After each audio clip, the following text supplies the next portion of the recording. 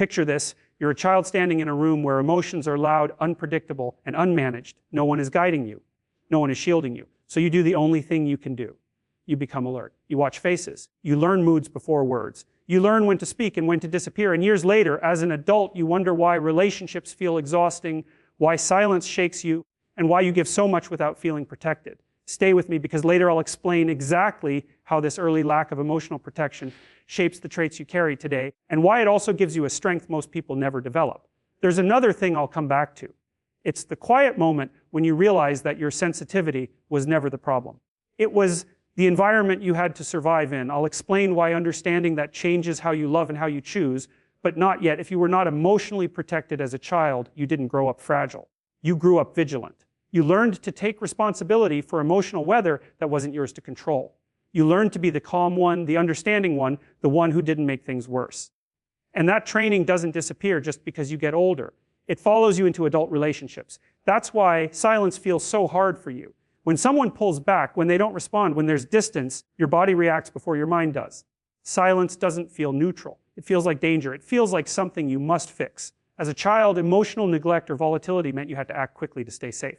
So now, as an adult, your instinct is to reach out, explain, soothe, repair. But here's the truth, and I say this with respect.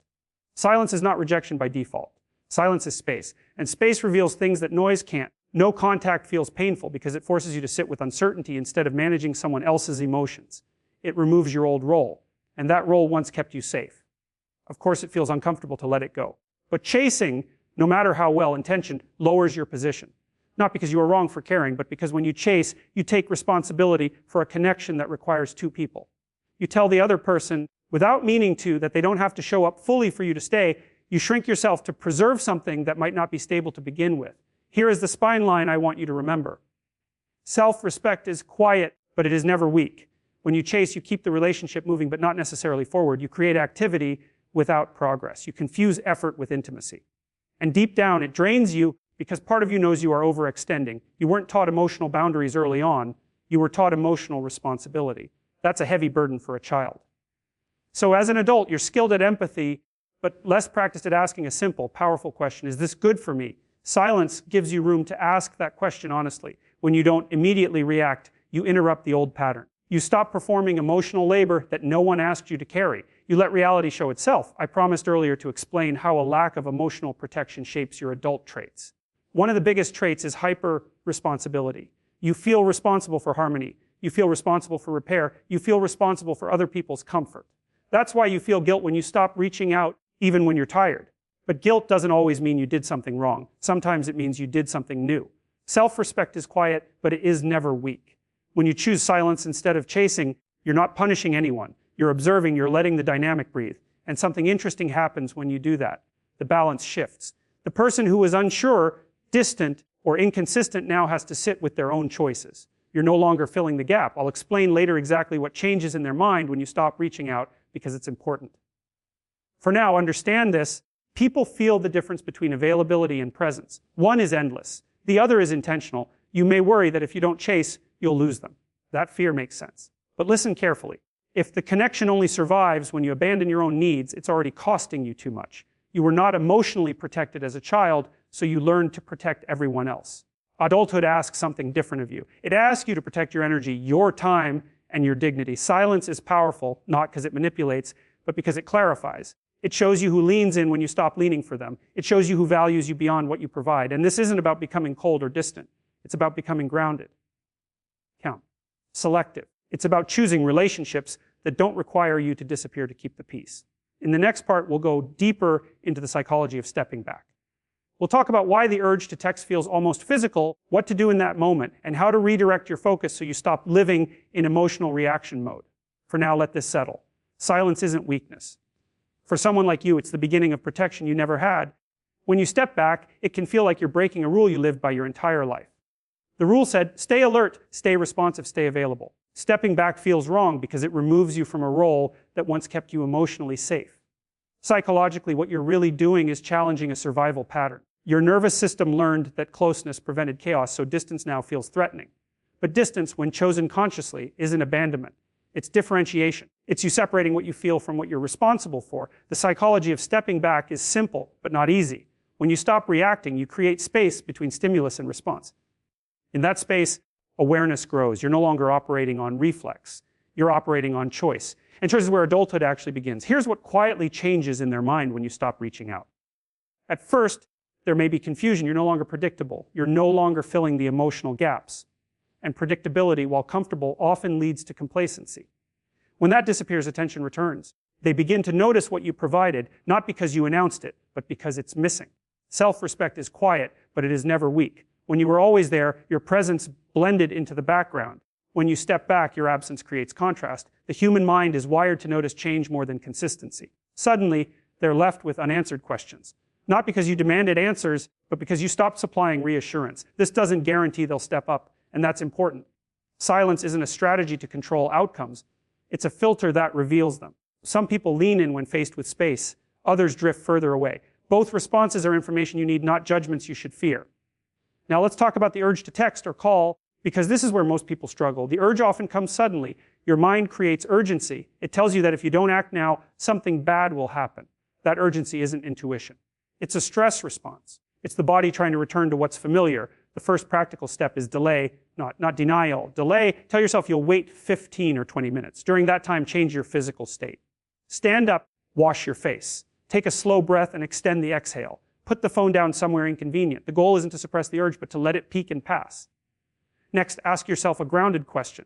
If I send this message, am I acting from self-respect or from fear? That question cuts through noise quickly. Fear wants relief. Self-respect wants alignment. You don't need to judge the answer. Just notice it. Another helpful step is to externalize the urge. Write the message you want to send in a note, not in the chat. Say everything, don't. Then close it. You don't need to send every thought to honor it. Often, the urge is really a need to be heard, not a need to be answered. Self-respect is quiet, but it is never weak. Now, what should you focus on daily instead of chasing structure? When your life lacks structure, relationships become the main source of regulation. When your life has rhythm, relationships become a complement, not a crutch. Focus on what stabilizes you: consistent sleep, regular movement, work that requires your attention, conversations that feel mutual, activities where you're not evaluated, just present. These things calm your nervous system and reduce the intensity of emotional swings. You were not emotionally protected as a child, so you learn to self-soothe by staying connected to others. Adulthood invites a different skill, learning to soothe yourself without abandoning your values. As you step back, you may notice guilt surface. That guilt doesn't mean you're being selfish. It means you're no longer over-functioning. Guilt often appears when old roles dissolve. Let it pass without obeying it. Self-respect is quiet, but it is never weak. There's another subtle shift that happens when you stop chasing. You start to see more clearly. You notice patterns you missed before. Who initiates? Who follows through? Who disappears when things aren't easy? This clarity was always available, but chasing kept you too busy to see it. Stepping back also changes how you experience yourself. You begin to feel your own weight again. Your opinions matter more to you. Your time feels valuable. You stop narrating your worth through someone else's attention. This doesn't mean you stop caring. It means you stop caretaking at your own expense. And yes, stepping back can lead to loss. But what you lose is often an illusion. A version of connection that required you to stay small, alert, and overextended. What you gain is discernment, the ability to choose rather than hope. Self-respect is quiet, but it is never weak. In the next part, we'll talk about what happens after the silence has done its work. What to do if they come back, and how to handle it without collapsing your standards. And what to do if they don't, so you can move forward without resentment or self-doubt. For now, stay steady. Let the space do what it does best. Reveal the truth. Eventually, the silence does what words never could. It brings you to a fork you, or they don't. And this is where your response matters more than their behavior. If they come back, pause, not to punish. To observe. Coming back is not the same as showing up. Words may arrive quickly. Promises may sound sincere. What you watch for is consistency over time. You let the pace slow down on purpose. You don't rush to restore closeness just because it's offered. You keep your routines, you keep your center. You let actions rebuild trust instead of trying to feel it back into place. Boundaries here are quiet and firm. You don't explain them endlessly.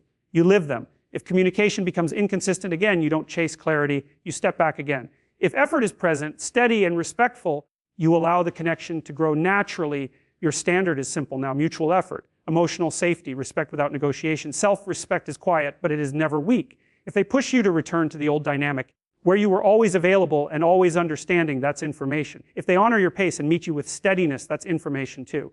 You don't argue with information. You respond to it. Now, if they don't come back, this is where many people believe they've lost.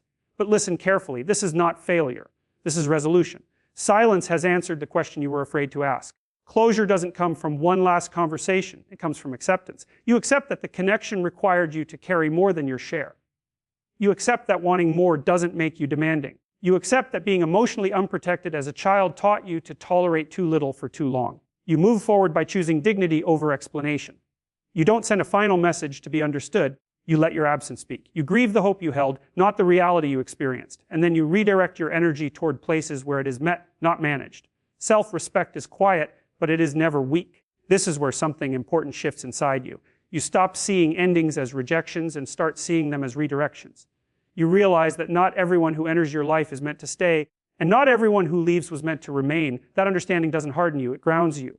Silence reveals truth either way. If they return with effort, the silence showed you what they value.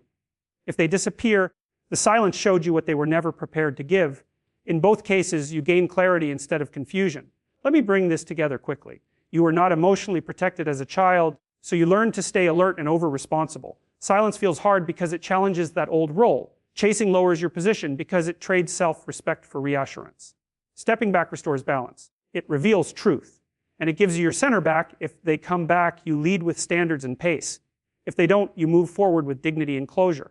Either way, you stop abandoning yourself. Here is one clear action step. For the next 7 days, do not initiate contact with anyone who leaves you feeling anxious, confused, or unprotected.